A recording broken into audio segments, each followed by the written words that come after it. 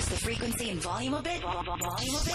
Startups, originators, musika, kultura, the arts, politika, sports, news, technology, crime, tragedy, comedy, lahat ng makabuluhan.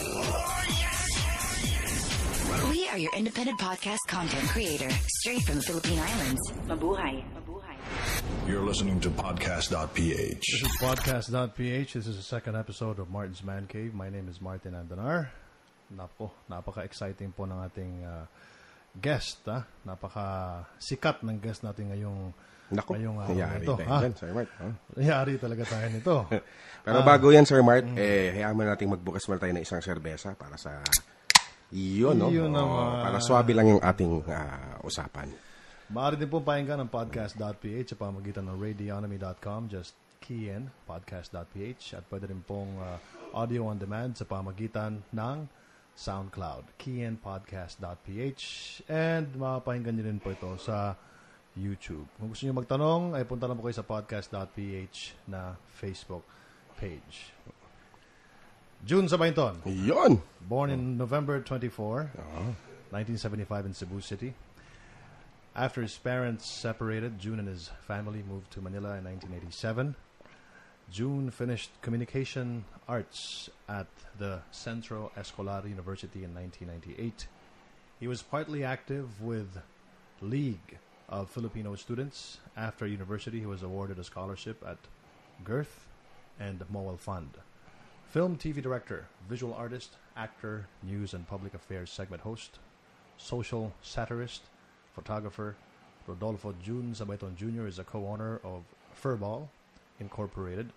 He is also a mainstay at the Mowal Fund Film Institute's roster of active alumni. The man possesses a fully developed and keen sense for little big things that rushing passers-by do not usually take notice of.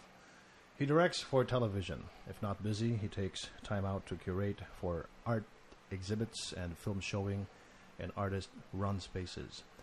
A few years back, he did a collaboration with Ayus Brothers, Ernest Concepcion, which included the short films that was featured in international festivals such as the Singapore International Film Festival. By early June 2005, June Sabayton was proclaimed as Best Production Designer for the film Evolution by Love Diaz. Gawad Urian is one of the elite and most respected award-giving bodies in Philippine cinema. At nakakuha ka doon ng award, no? Nakakuha tayo ng award doon, Sir Mart. Currently, June Sabayton, or more famously known as Direct June, is a mainstay of Aksyon sa Umaga, the morning show of TV5 Philippines. Yun. At marami pa ibang mga ginagawang si June. Kung ano-anong kalokohan sa kabalagtusan.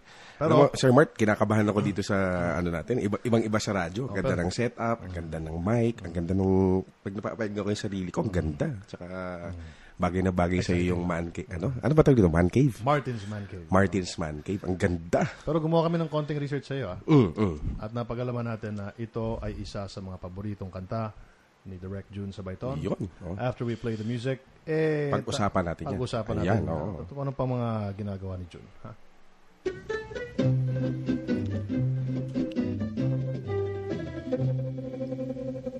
Manoy na unsa ikaw, ngano akong imong gipasayaw.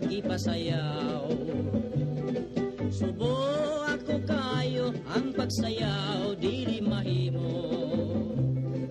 Manoy na unsa ikaw, ngano akong imong gipasayaw.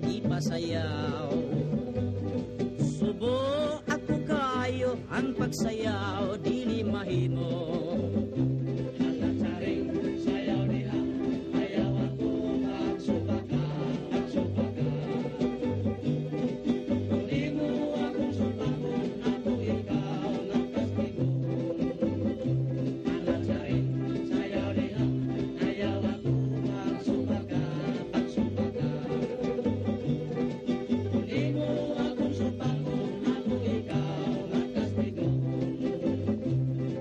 Manoy na unsa ikaw,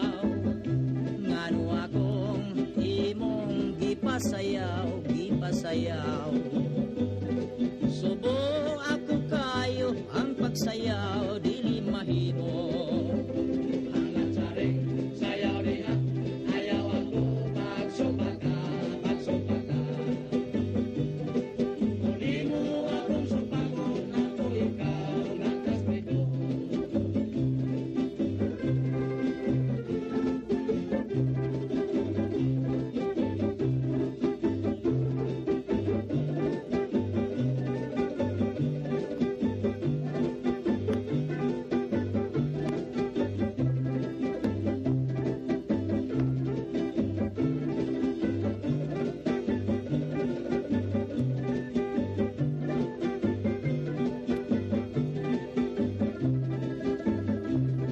Manoy, naon sa ikaw, ngano akong imong di pasayaw.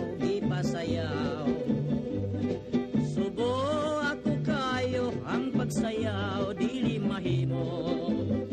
Halang sa ring, sayaw niya, ayaw ako pagsumpa ka. Muli mo akong sumpakon, ako ikaw nagkaspedo.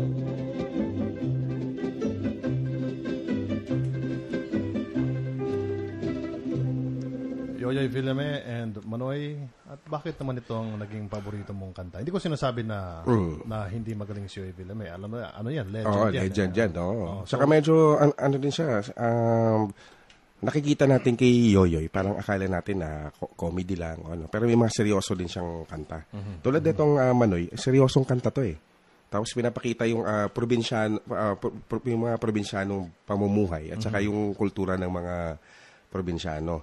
Kasi yung kwento nung kanta sa mga hindi Bisaya, para sa kaalaman na lahat, parang yung kuya, pinipilit niyang pasayawin sa isang fiesta yung kapatid niyang babae.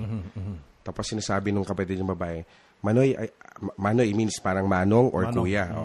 So sinasabi niya na, kuya, ayoko sanang sumayaw. Sabi niya, sumayaw ka kasi kung hindi ka sasayaw, kakastiguhin kita.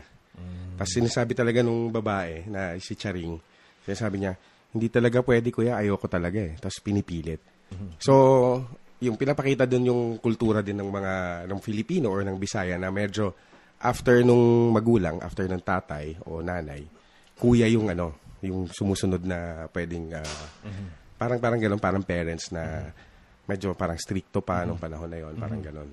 So meron kang experience na parang pinilit ka na, ano ba experience mo? Bakit mo naging isa sa mga paborito mong kanta? Hindi, naging fan lang talaga ako ni Yoyoy. Cebuano eh. Ni Cebuano. Tapos lumaki ako sa ganung music tsaka kultura, kasama si Max Orban. Pero yung hindi ko siya ma-appreciate kung hindi ako nakinig ng punk music eh. Hindi ko siya ma-appreciate eh. So habang tumatagal, pag nagmamature ka dun sa yung culture ng punk, parang mas na-appreciate mo na unti-unti yung mga yung culture mo rin eh. Parang gano'n siguro. Maraming nakaka-appreciate sa iyo, lalo na sa social media, at ngayon nga ay nasa mainstream media ka na, TV5, lumalabas ka din sa radyo, Action TV. Bakit ka na-appreciate ng mga kababayan natin, lalo na yung mga social media? Ano ba ang meron si John Sabayton? Hindi ko rin alam, Sir Mart, pero kasi yung experience ko, mula bata pa lang ako, lagi na ako napagbibintangan. Yung parang dahil siguro sa feature ng mukha ko, matulis yung mata, tumingin, o sa pagsasalita. Medyo hindi ako magaling magsalita, Tapos, may mga experience ako talaga na bago pa ako nakilala. Napagkakamalan talaga ako literal na hold-upper tsaka snatcher. Dahil sa bigote mo. Dahil sa bigote. May mga experience ako dyan, pero may mga sinulat na ako sa vlog ko noon. Yung isang taxi driver talagang bumaba siya ng sasakyan, tumakbo kasi akala niya hold-upper talaga ako. So ngayon, parang natutuwa ako na nakikilala ako. At least hindi na ako napagbibintangan na gano'n. Siguro nakaka-relate sila dahil yung feature ng mukha ko ay parang katulad din nila. Na parang ordinaryong tao, Pinoy. Tapos nababati mo lang. Nababati mo lang sa kalye. Tapos nakikita nila yung parang yung honesty din siguro nung performance ko doon sa na parang, parang katulad namin to. At least parang Nora Honor. Paano ba Kasi marami kang mga video sa online na talagang pumapatok, 100,000, 200,000 hits, etc., etc. what should we know about June Sabayton? Paano ba gumagana ang isang June Sabayton? Ano ba nasa utak mo? Hindi ko rin alam, Sir March, oo. Pero, ako may pagka-rebelde din talaga ako, Sir March, lalo na din sa atin sa media, no? Na parang, nung bata kasi ako, nanonood ako parang, pag ako gagawa yan, ganito yung gagawin ko, parang gano'n, no? So, rin, Sir March, parang, yung namulat lang to nung nasa Mowel Fund na ako Magkasama kami nila R.A. Rivera, Ramon Bautista, nakilala namin sila Lourdes. So medyo lumawak din yung understanding ko doon tungkol sa media at saka sa film, no. Tapos parang nagkaroon ako ng angst na parang dapat ito yung pinipresent natin sa media kasi yung tao naman sasabihin natin na parang sinasabi ng mga executives, no, parang hindi maintindihan ng masa yan kasi medyo mahina yung masa, medyo So parang ako naman, parang nagkaroon ako ng parang feeling na yung responsibility na parang siguro kaya nagiging ganun yung audience kasi ito yung pinapakita natin. Actually, yung parang may ganung So dinadaan namin sa humor tsaka patawa yung commentary sa loob nun. Yung mga katulad mo, actually unang sumikat si Ramon Bautista, tapos si Lourdes Rivera. Actually sikat si Lourdes sa banda, sa music scene, pero nakilala siya sa kanyang mga social commentaries, etc. At lalong malakas sa internet. At tapos, ang pangatlo nga, sana wag lumaki ulo mo. Ikaw na yun. Sir Mart, ikaw na yun. Chan lang naman yung lumalaki sa akin. Hindi naman yung... ibang ulo siguro yung lalaki. Hindi mo. Pero, yun nga sa tingin mo, yung ginagawa niyong tatlo, ni Mon, si R.A. credit natin dyan. Kasi si R.A. talaga yung director namin. Tapos nagsimula kami sa Strange Brew, tapos mga film festivals. So medyo siya grupo siya, tapos collaborative art yung ginagawa. So para siguro damay-damay na rin, no? Damay-damay na rin. Tapos ginagawa kasi kaming, di ba nung estudyante kayo, pag may mga exercise, kaklase mo rin yung gagawin mo, artista, mga ganon. So ganon nagsimula. So kami na yung parang ang maganda pa dito, Sir Marta, dagdag ko lang sa information. Nung 2005 yata, na-invento yung YouTube. Nagkaroon kami ng venue. Kasi yung mga comedy namin, hindi na nanalo sa festival. Kasi pagka mga festival, mga art film yan, mga mababagal, mga gano'n. So ngayon, may material na kami, in-upload namin sa YouTube. So isa kami sa nag-pioneer din talaga ng pag-upload. Kasi may material na kami. Na medyo kinagat naman talaga din agad. Yung estilo nyo kasi, kung ito'y, halimbawa, nangyari ng mga 1990s, siguro hindi papatok. Medyo hindi papatok din talaga. Kasi iba din yung comedy nun Tapos ngayon, medyo nagbago kasi dati ang tingin sa inyo ng mga media executives, kulto lang yan, ganun. Kulto, tapos ngayon nasa mainstream media. Nasa mainstream na. Siguro may kanya-kanyang audience. Tsaka ito yung kasi yung medyo din ng mga executives, no? Parang masyado nilang minamalit yung niche market. Pero yung niche audience, minsan sila yung nagpapauso Sa kanila nagsisimula yung trend. Sa kanila anong pakiramdam na TV5, no? Tulad ni Patrick Paes, Ma'am Lucy Cruz Valdez, President Noel Lorenzana, na-appreciate nila yung na-appreciate nila. At pinagbigyan nila. They gave you a break. Si Sir Patrick, malaking bagay yan na nandito ngayon. Lagi lang sinasabi ni Sir Patrick, hintay ka lang. Ipupush natin yan. Kasi okay naman yan. At least may iba tayong panlasang ibibigay doon sa audience natin. Pag nag-uusap ba kayo ni R.A. Rivera, kayo ni Lourdes, no? Kayong tatlo, or iba pang mga kasama nyo na sumisikat sa social media, minsan, napag-uusapan nyo ba na, pare, mainstream na tayo. Popular culture na yung dating ginagawa. Nakapag-uusapan din namin. Pero ang maganda doon, Sir March, no? Kumikita kami doon sa gusto namin yung ginagawa namin. Natin. Parang kukonting tao lang din yung nabibigyan ng chance, nabibigyan ng pagkakataon na gano'n, no? So, which is good naman din.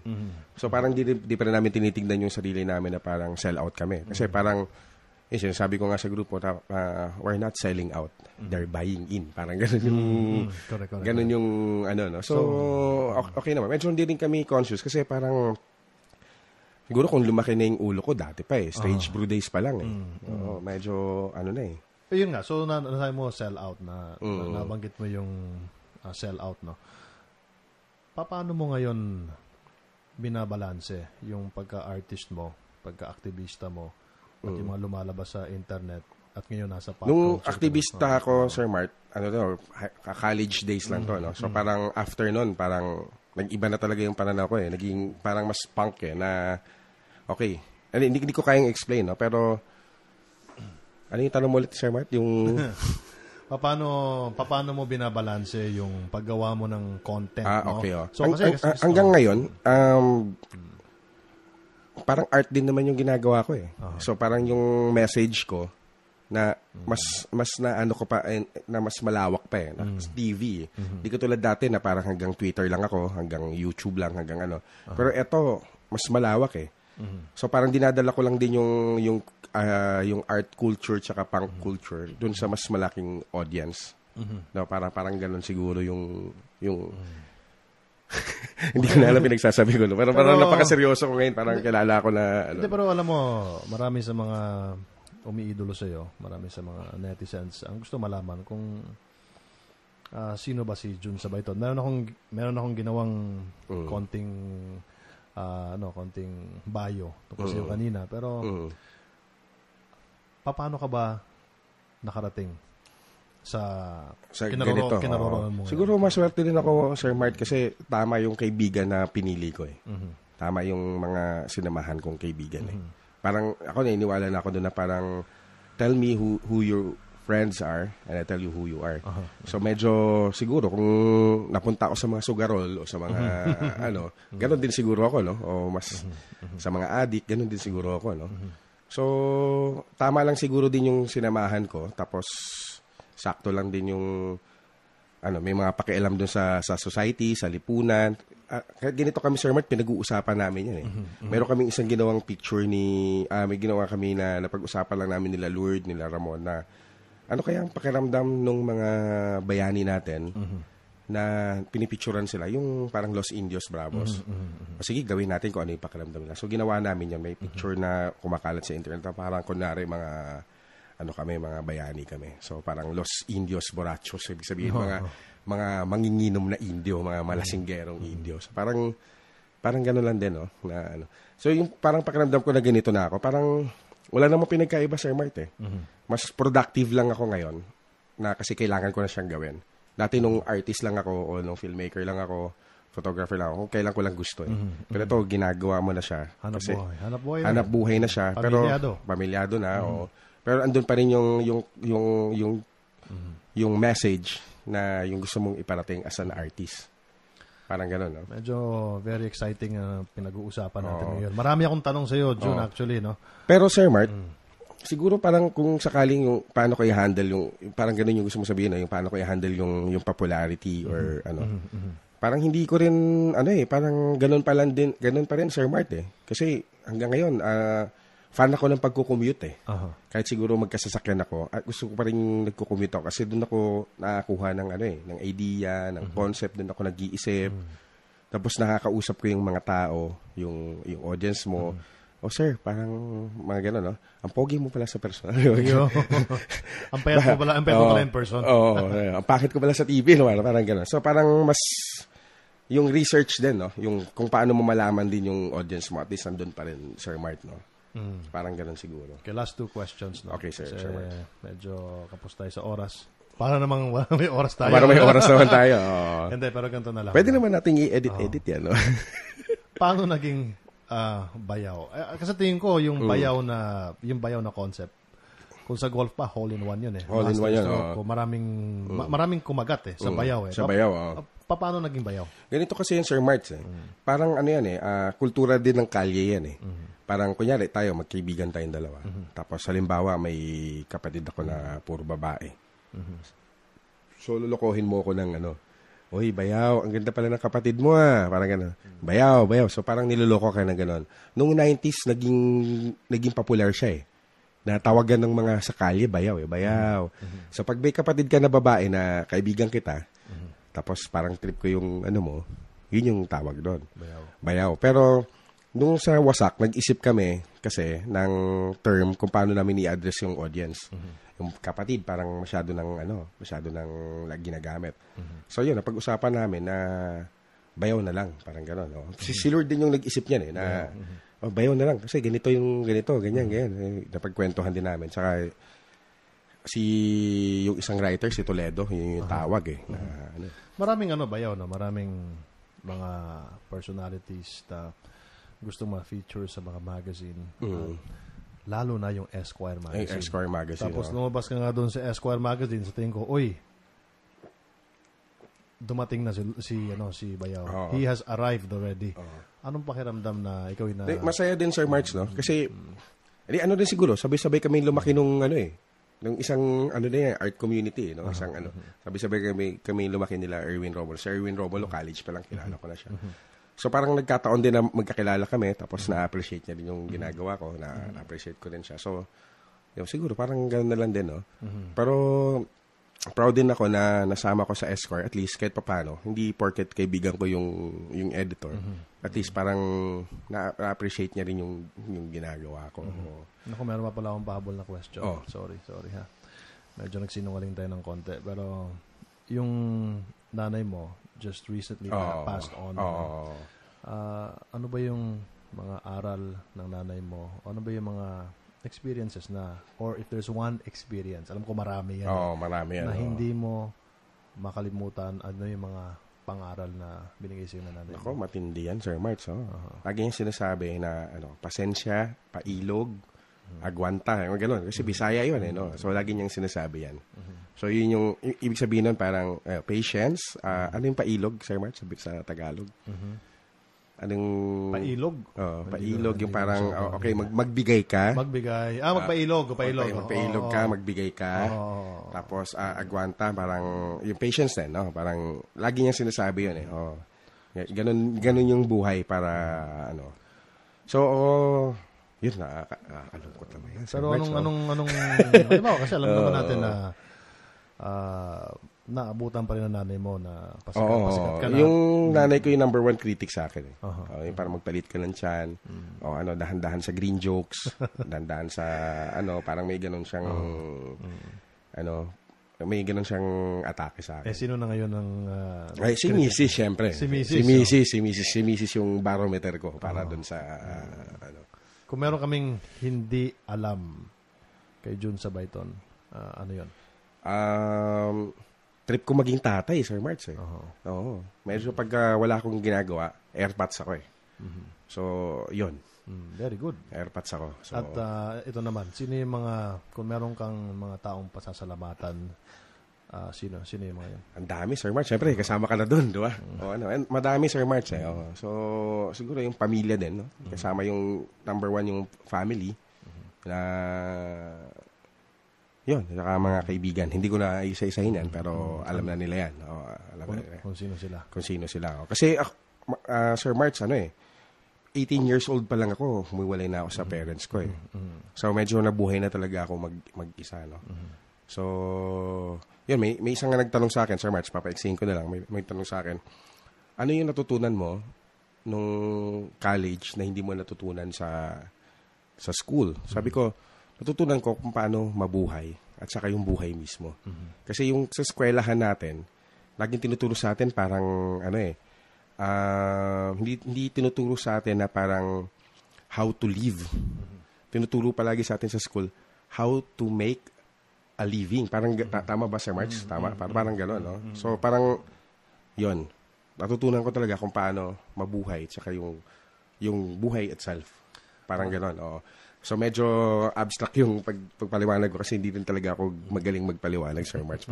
Parang ganun siguro yung, Ito, maikli-maikli na lang. Alam kong napasoblaan tayo ng tanong. Pero, ano yung, marami kasi mga kababayan natin, marami mga estudyante na nakikinig dito sa podcast natin na gusto rin maging Jun Sabayton. Gusto rin makarating sa telebisyon at lumabas sa TV, etc. No?